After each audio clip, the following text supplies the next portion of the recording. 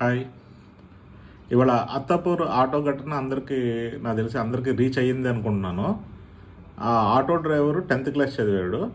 10th class చదివి ఆయన వెనక ఒక ఇంగ్లీష్ కొటేషన్ ఇచ్చాడు. భూమి మీద, తెలుగులో చెప్తున్నాను మీకు ఆ విషయం, భూమి మీద పెట్టిన ప్రతి ఒక్కళ్ళు కూడా హిందువే అని అన్నాడు. దాని కింద మళ్ళీ జై శ్రీరామ్ అని చెప్పాడు. మళ్ళీ దాని పక్కన వచ్చేసరికి మతం మారితే తండ్రిని మార్చినట్టనే ఒక కొటేషన్ చెప్పాడు. ఫస్ట్ ఆఫ్ ఆల్ దీన్ని మనం భావ ప్రకటన స్వేచ్ఛ కింద చూద్దామా, లేకపోతే ఆ పెట్టిన కొటేషన్ కూడా వెనక కింద జై శ్రీరామ్ అంటే జై శ్రీరామ్ చెప్పాడా అది, లేకపోతే జై శ్రీరామ్ అనేది ఒక పొలిటికల్ వర్డ్ అయిపోయిందా, లేకపోతే హిందువుల మనోభావాలని దానికి అటాచ్ చేస్తున్నారా? అలాగే ఇదే కండిషన్లో ఒక ముస్లిం కానీ ఒక క్రిస్టియన్ కానీ అదే కొటేషన్ వేరే మతాలకి అది ఆటంకంగా కనిపించేటువంటి కొటేషన్ పెట్టి కింద అల్లాహు అక్బర్ అని పెట్టినా, కింద జీసస్ అని పెట్టినా, మనం దీన్ని ఇదే విషయాన్ని ఇలాగే చూస్తామా, లేకపోతే అప్పుడు వేరే కోణంలో చూస్తామా? ఇక్కడ ఫస్ట్ ఆఫ్ ఆల్ చెప్పాల్సింది ఏంటంటే, ఏ మతం అయినా వేరే వాళ్ళని అబ్జెక్షనబుల్గా కాకుండా అది ఒక ధార్మిక క్రతువుగా చూడాలి. ఫస్ట్ ఏ మతమైనా మంచిగా బతకమని చెప్పింది, స్వర్గం గురించి చెప్పింది, నరకం గురించి చెప్పింది. భూమి మీద మంచిగా బతికితే స్వర్గానికి వెళ్తారు, మంచిగా బతకపోతే నరకానికి పోతారు.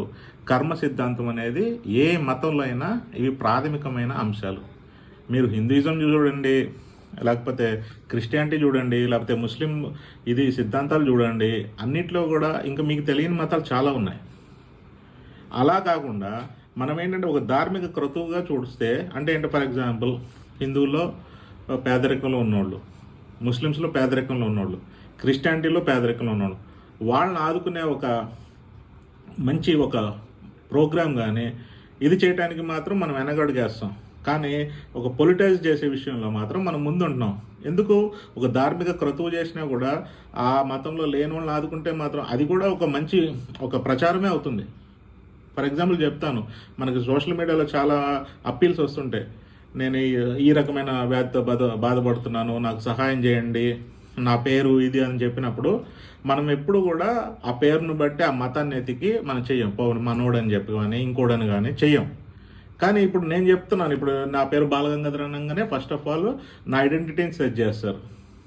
అంటే ఏంటంటే మనం బాధ్యతలు లేకుండా హక్కులు రావు, మనం బాధ్యతగా ఉండాలి. బాధ్యత అంటే ఫస్ట్ మీ మతంలో ఎవరి మతంలో వాళ్ళు శుభ్రం చేసుకోవాలి. శుభ్రం అంటే ఏంటంటే పేదరికాన్ని తగ్గించాలా, ఆకలితో ఉన్నోడికి అన్నం పెట్టాలా, అవకాశం ఉన్నోడికి అవకాశం ఇవ్వాలా. ఫస్ట్ మన మతంలో చేసుకుంటే తర్వాత మన మతం అంతా సమృద్ధిగా ఉండి అంతా బాగుంటే అప్పుడు బయట మతాలకి చేయొచ్చు. ఫస్ట్ ఆఫ్ ఆల్ మనం ఆ పనులు చేయం. మనం చేసే పనులు ఏంటంటే అవతలోడు ఏం తప్పు చేస్తాడో వేరే వాడికి మనం శుద్ధులు చెప్తాం. మన దాంట్లో ఉన్న ఈ ఆత్మవిమర్శ అనేది లేదు. ఇదివరకు సంస్కరణలు అనేవి చాలా జరిగినాయి, ప్రతి మతంలో జరిగింది. అదేంటంటే సద్విమర్శ. ఎవడి మతంలో వాడు సంస్కరణలు చేసుకున్నాడు. అది ఇస్లాంలో జరిగింది, క్రిస్టియానిటీలో జరిగింది, హిందూయిజంలో జరిగింది. కానీ ఇప్పుడు ఏంటంటే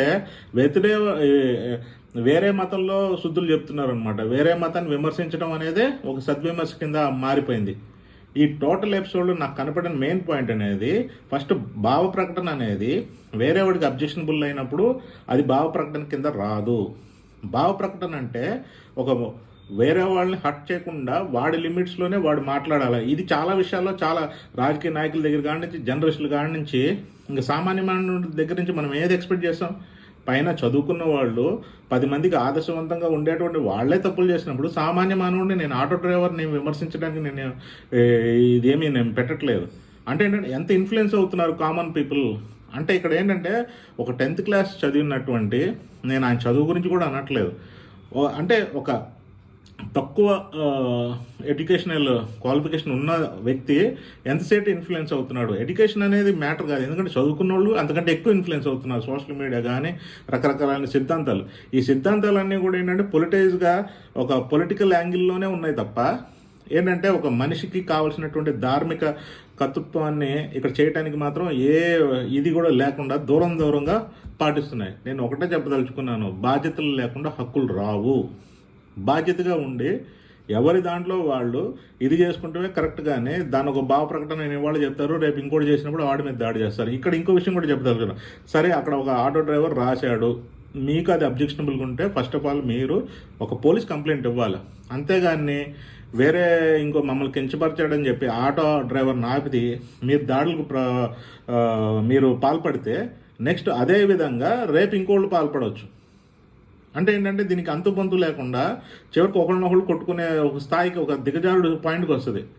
ఏంటంటే ఇప్పుడు ఫర్ ఎగ్జాంపుల్ ఆటో డ్రైవర్లు ఫస్ట్ ఒక విషయం ఆలోచించాలా, వెనక అనేది పాట ఆ ఆటో వెనక ఉన్నది. ఇప్పుడు చాలా ఆర్టీఓలు చెప్తుంటాయి మద్యం తాగి డ్రైవింగ్ చేయరాదు, నిదానమే ప్రధానం అంటే ఒక మంచి పాజిటివ్ ఇన్ఫర్మేషన్ షేర్ చేసేటానికి అక్కడి నుంచి స్టార్ట్ అయింది. వెనక ఏంటంటే ఒక అడ్వర్టైజింగ్ యాంగిల్లో కొన్ని కంపెనీస్ యాడ్స్ ఇస్తున్నాయి. అలాగే చూస్తే కొంతమంది హీరో డైలాగులు, హీరోల ఫోటోలు, హీరోయిన్ ఫోటోలు, ఇంకొంతమంది వచ్చేసరికి ప్రేమ మీద వాళ్ళకున్నటువంటి అవగాహన కానీ ప్రేమ మీద వాళ్ళకున్న అభిప్రాయం చెప్పే పాయింట్ల కింద ఉన్నాయి. ఇప్పుడు ఏంటంటే ఒక రిలీజియన్ ఆస్పెక్ట్ తీసుకొని అది కూడా పొలిటైజ్గా తీసుకొని ఒక పొలిటికల్ యాంగిల్లో వేరే వాళ్ళని విమర్శించి ఇంకోళ్ళని విమర్శించి అది తీసుకున్నప్పుడు రేపు ఆటోల యొక్క మనుగడికి ఇది ప్రశ్నార్థకంగా మారచ్చు. చెప్తున్నాను కదా, ఇదే విషయము అందరూ ఇమిటేట్ చేసి రేపు ఇవాళ పిలిచి భారతీయ జనతా పార్టీ వాళ్ళని గౌరవించి సన్మానం చేసినట్టు చేస్తున్నారు. ఇదే దానికి రేపు ఇంకోళ్ళు బాధ్యతలు చేసి అటాక్ జరిగితే వాళ్ళు ఏం చేయగలరు? కాబట్టి మీరు ఆలోచించి ఈ పాయింట్ని దీన్ని న్యూట్రల్గా మనం ఏంటంటే ఖండించాలి తప్ప మనం దానికి ఇప్పుడు మనం హిందూయిజంలో పుట్టాం కాబట్టి హిందువులను సమర్థించుకుంటా వాడు తప్పు చేసినా, క్రిస్టియన్లో పుట్టాం కాబట్టి క్రిస్టియన్లు తప్పు చేసినా సమర్థించుకుంటా, ముస్లింలో పుట్టాం కాబట్టి ముస్లిం తప్పు చేసినా కూడా మనం సమర్థించుకుని ఉంటే మనల్ని మానవ జాతిని ఎవరూ కాపాడలేరు. మనం ఏదైతే మతం అనేది మనిషికి అండగా నిలిచి వాడికి సన్మార్గంలో పెడుతుంది అనుకున్న మతమే ఇది శాపంగా మారి మనిషి యొక్క జీవితాన్ని ఇది హరించి వేస్తుంది.